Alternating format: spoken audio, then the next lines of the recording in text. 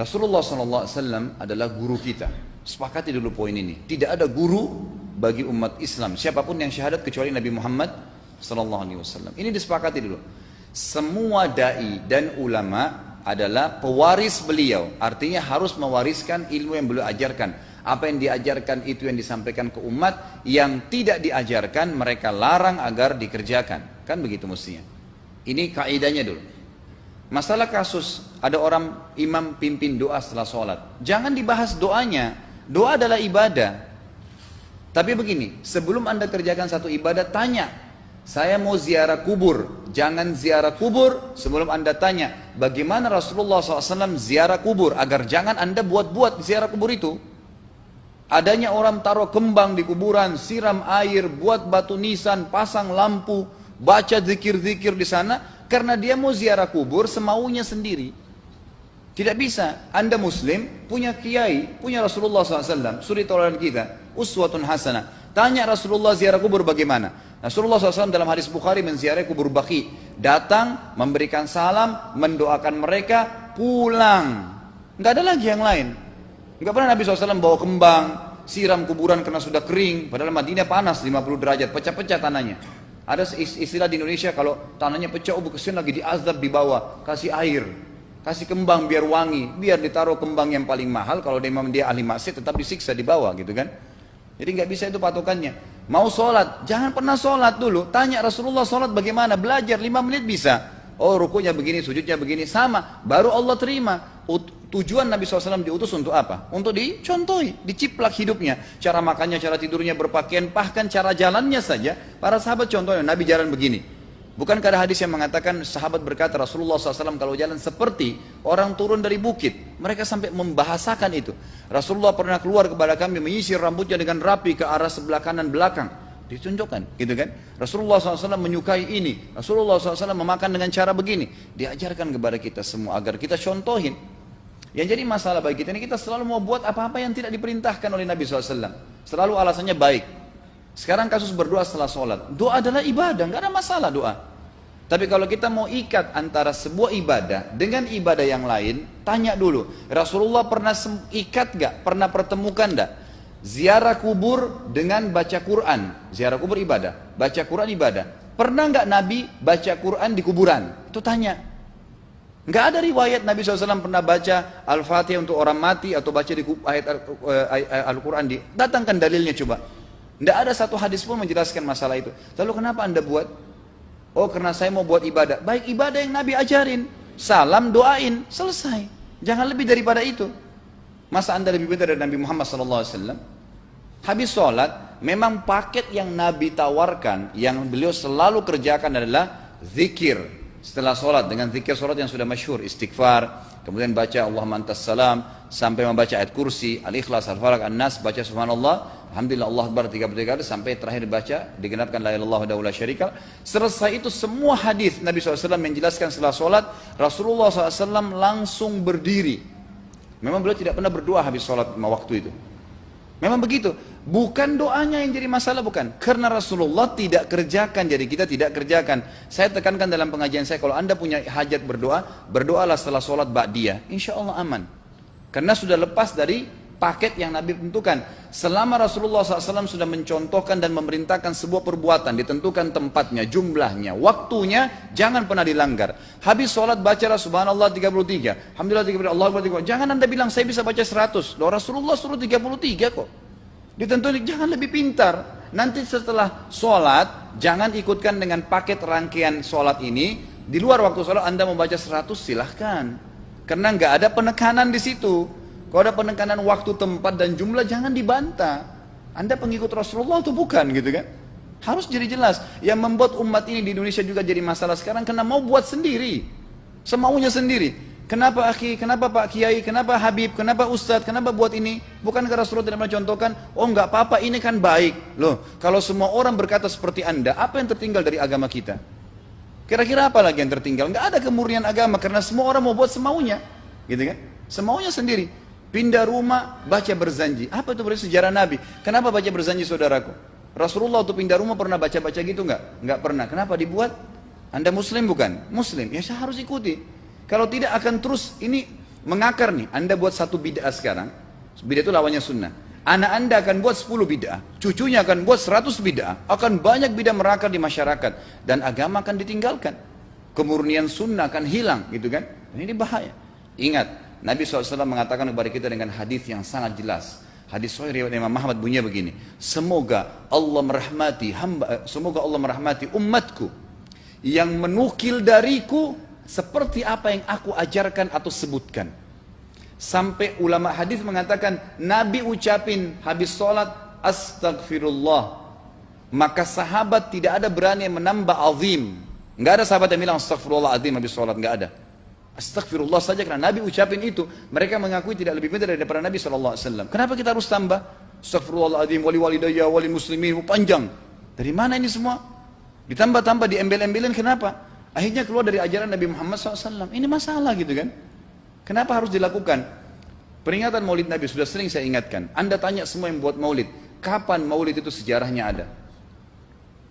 Semua buku sejarah menjelaskan tahun 230 Hijriah. Nabi meninggal tahun berapa? 11 Hijriah. Gitu kan? 11 Hijriah. Lalu kenapa harus ada dilakukan? Dan dari mana sejarahnya? Yang membuat pertama adalah orang-orang Syiah. Sejarahnya jelas dari Fatimiyah. Semua buku sejarah sepakat mengatakan bahwasanya maulid munculnya di zaman Fatimiyah. Dinasti Fatimiyah, orang-orang Syiah di Mesir, gitu kan? Dan mereka punya 6 macam maulid yang sampai hari ini masih dikerjakan di Iran. Ada maulid Nabi SAW, Hasan, Husain, Ali, Fatimah, dan raja mereka. Sampai hari ini masih ada. Kenapa orang-orang waktu baca maulid, baca salawat sambil berdiri pegang tangannya taruh di dada? Karena keyakinan orang Syiah, ruhnya Nabi SAW sedang lewat. Anda tahu nggak itu? Banyak orang kita buat tidak tahu. Yang penting bahasa Arab ikut saja, gitu kan? Tidak bisa. Nabi SAW tidak pernah rayakan. Pernah ada yang bilang sama saya, Ustaz, kan Nabi SAW pernah bilang, waktu ditanya tentang puasa Senin, beliau mengatakan hari itulah aku dilahirkan. Terus kenapa? Berarti boleh merayakan ulang tahun hari Senin, gitu kan? Tidak. Nabi SAW cuma menginformasikan bahwasanya beliau lahir di hari Senin. Dan beliau tidak pernah ngumpulin sahabat untuk baca bersama-sama, merayakan hari lahir beliau, tidak pernah. Kalau itu benar, Nabi nggak bakal tinggalkan kok. Ibnu Katsir rahimahullah, garis bawahi poin ini. Ibnu Katsir rahimahullah, dalam tafsir beliau, tafsir Quran Azim, dan subhanallah Ibnu Katsir ini, kata ulama, hampir semua kalangan golongan itu banyak memakai banyak memakai buku beliau, walaupun berbeda dari sisi pemahaman yang lain, tapi tafsirnya kebanyakan kembali ke tafsir beliau. Beliau mengatakan tafsir surah Al-Maidah ayat 3 yang bunyinya a'udzubillahi minasyaitonir rajim, al-yawma akmaltu lakum dinakum, hari ini saya sempurnakan agama kalian, kata Allah, ya.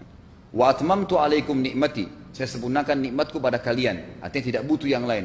Wa raditu lakumul Islam madina, saya ridha Islam sebagai agama kalian. Kata beliau, ayat ini turun menandakan dan memastikan bahwasanya Nabi Muhammad SAW tidak meninggal dunia kecuali sudah mengajarkan semuanya, yang hitam, yang putih, yang gelap, yang terang, yang susah, yang muda, ya, semua dijelaskan.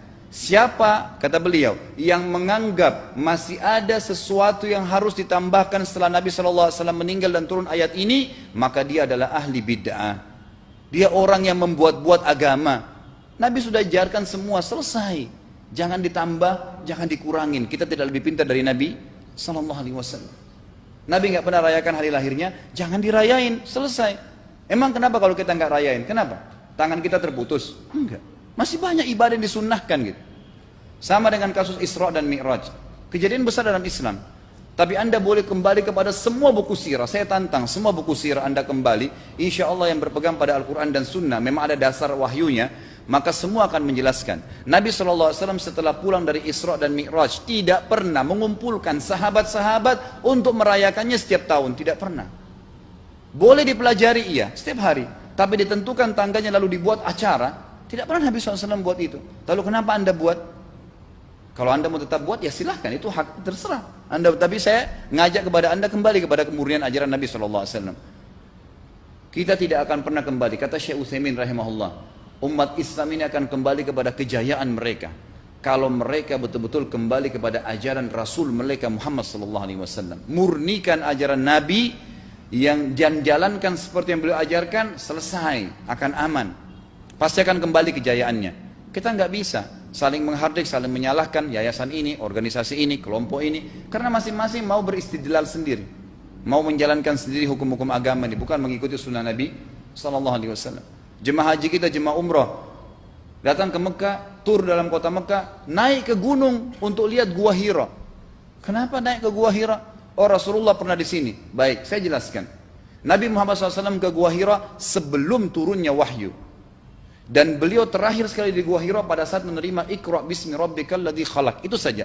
Setelah kejadian itu, beliau turun dari Gua Hira, dari waktu itu sampai meninggal, Nabi SAW tidak pernah ke Gua Hira lagi dan tidak pernah suruh sahabatnya ke Gua Hira. Kenapa anda ke Gua Hira? Sampai naik 3 jam ada yang jatuh mati. Karena jahil, tidak tahu pemahaman agamanya. Nggak bisa begitu. Cukup dikenang iya. Kecuali Nabi SAW suruh, datangilah Gua Hira. Ya silahkan. Gitu kan? Kalau enggak, kan begitu. Masalah Isra Mi'raj saudaraku kejadian besar. Ambil ibrahnya, yang penting ilmunya. Oh salat 5 waktu, kejadiannya pernah gini. Ada kebesaran Allah, ambil pelajarannya iya. Yang Nabi tidak contohin maka jangan dikerjakan. Hanya itu saja. Zikir bersama, di sini ditanyakan juga zikir bersama. Nabi SAW disebutkan dalam hadis Bukhari, kalau berzikir habis sholat, beliau membaca zikir tertentu, sahabat baca zikir tertentu, sahabat baca zikir tertentu. Jadi Nabi SAW tidak pernah paksain. Enggak pernah Nabi misalnya baca ayat kursi, harus semua sahabatnya ikut ayat kursi, enggak. Nabi SAW baca ayat kursi, si fulan baca al-ikhlas, si fulan baca subhanallah, masing-masing. Dan ingat, Allah SWT mengatakan apa? Tentang masalah zikir dan doa ini. Ya. Dikatakan, ya, kita harus berdoa kepada Allah, ya, wadunal jahri minal qawli bil gudui wal asal, wala takum minal ghafilin. Berdoalah kalian, berzikirlah kalian dengan doa kalian, dunal jahr minal qaul, tidak dengan teriak-teriak. Allah berfirman dunal jahr, tidak teriak-teriak, ya. Dan janganlah kalian menjadi orang-orang yang lalai. Makanya pernah ada sahabat waktu Nabi SAW berkata begini dalam hadis Bukhari juga, waktu pulang dari salah satu perjalanan, kalau kalian sedang menukik kuda, unta lagi menukik, bertakbirlah, bilang Allahu Akbar. Kalau kalian sedang turun menuruni sebuah lembah, bertasbihlah, bilang subhanallah. Ada satu sahabat badui, orang dari padang pasir, semangat dia jalankan sunnah Nabi.